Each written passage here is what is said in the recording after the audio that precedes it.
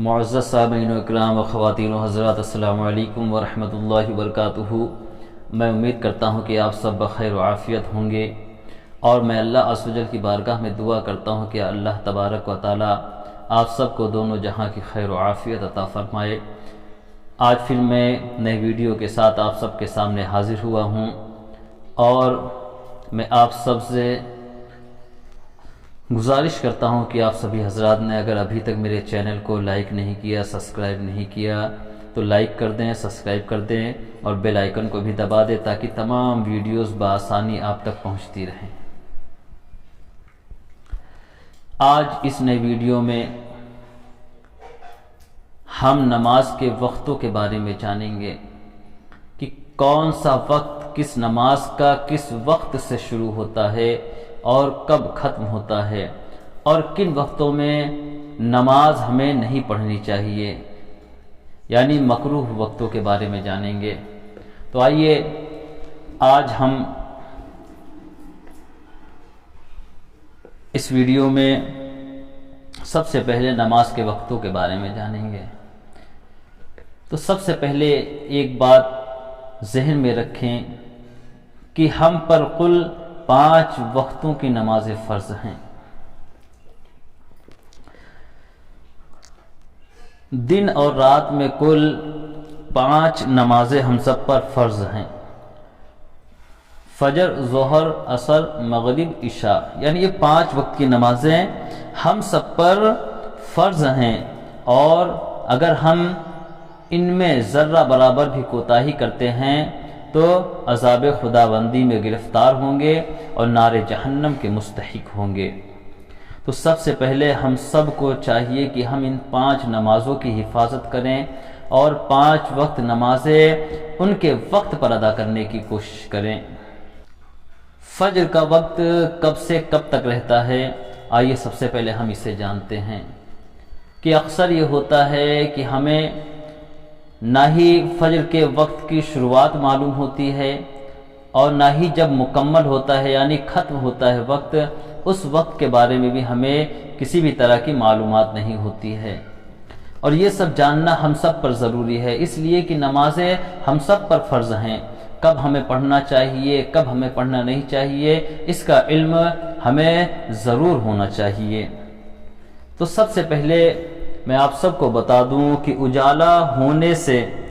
فجر کا وقت شروع ہوتا ہے، یعنی اجالا بولے تو آسمان میں ایک ہلکی سی روشنی ظاہر ہونا شروع ہوتی ہے۔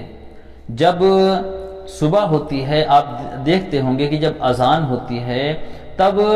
ہلکی ہلکی سفیدی آسمان میں ظاہر ہونا شروع ہو جاتی ہے، یعنی آسمان نیلا ہونا شروع ہو جاتا ہے کالے سے۔ تو جیسے ہی آسمان نیلا ہونا شروع ہو جاتا ہے اس وقت سے فجر کا وقت شروع ہوتا ہے،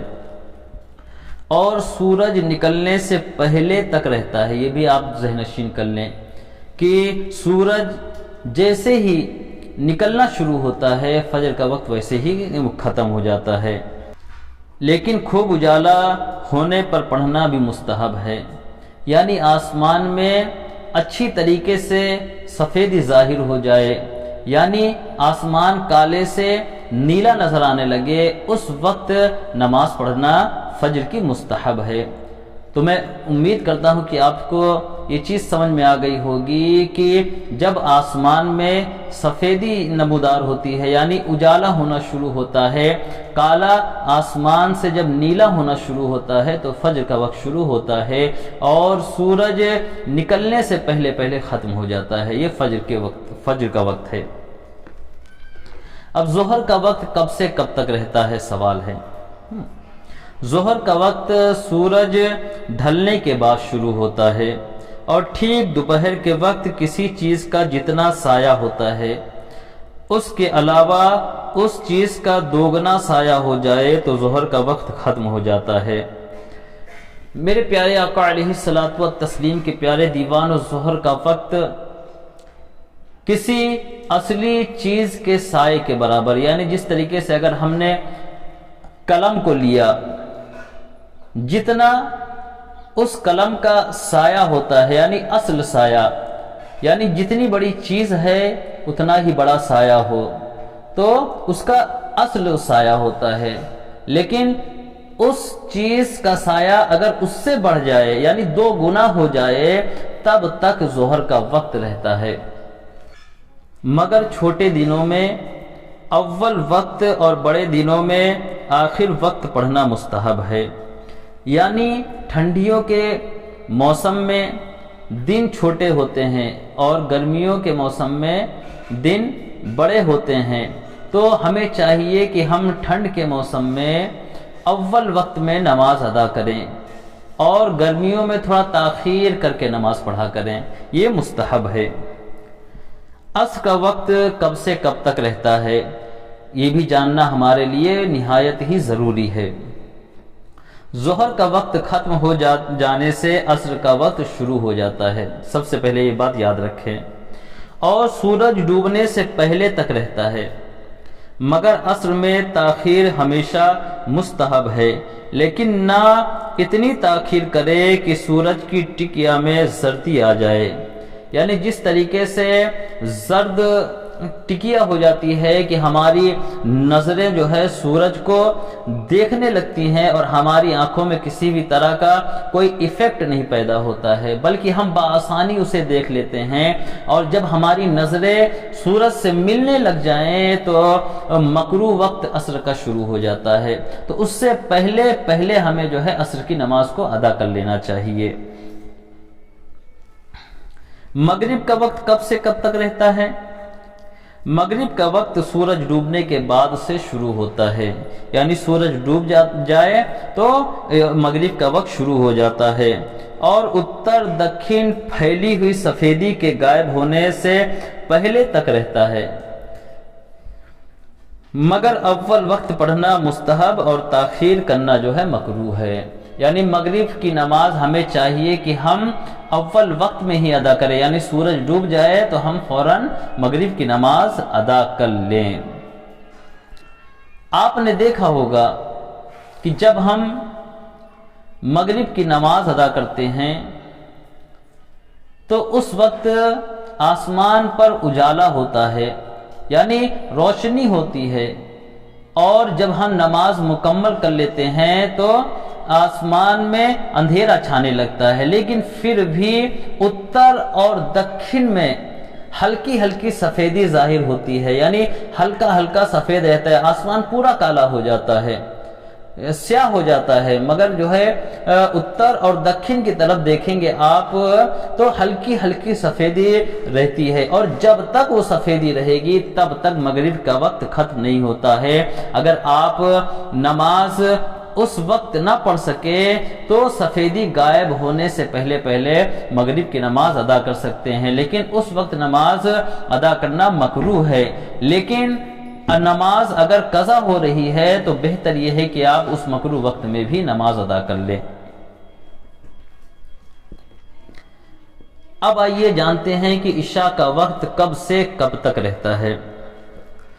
عشاء کا وقت اتر دکھن پھیلی ہوئی سفیدی کے غائب ہونے سے شروع ہوتا ہے اور صبح اجالا ہونے سے پہلے تک رہتا ہے، لیکن تہائی رات تک تاخیر مستحب اور آدھی رات تک مباح اور آدھی رات کے بعد مکروہ کے باعث تقلیل جماعت ہے۔ میرے پیارے آقا علیہ الصلوۃ والتسلیم کے پیارے دیوانوں، یقیناً جب اتر دکھن میں ہلکی ہلکی سفیدی ظاہر ہو تب تک مغرب کا وقت رہے گا، اور جیسے ہی جو ہے اتر دکھن کی طرف جو ہلکی ہلکی سفیدی نظر آتی ہے اگر وہ ختم ہو جائے تو اسی کے ساتھ مغرب کا وقت ختم ہوتا ہے اور عشاء کا وقت شروع ہو جاتا ہے۔ اور بہتر یہ ہے کہ ہم عشاء کی نماز تہائی حصے میں ادا کریں اور اس چیز سے بچیں کہ آدھی رات میں بھی نہ پڑھیں، یعنی جتنا حصہ ہوتا ہے جو عشاء کا اول وقت ہے اس وقت عشاء کی نماز ادا کرنا مستحب ہے۔ اگر کسی نے تاخیر کر دی یعنی آدھی رات میں پڑھی تو مباح ہے، اور کسی نے جو ہے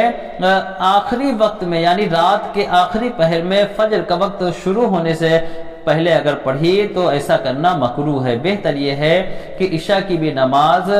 رات کے تہائی حصے میں ادا کرے، یعنی 3 حصے اگر ایک رات کے کر لیے جائیں تو اول حصے میں ہم ادا کر لیں، یہ بہتر اور مستحب ہے۔ آئیے اللہ عز و جل کی بارگاہ میں دعا کرتے ہیں کہ اللہ عز و جل ہم سب کو کہنے سننے سے زیادہ عمل کرنے کی توفیق عطا فرمائے، ہم سب کو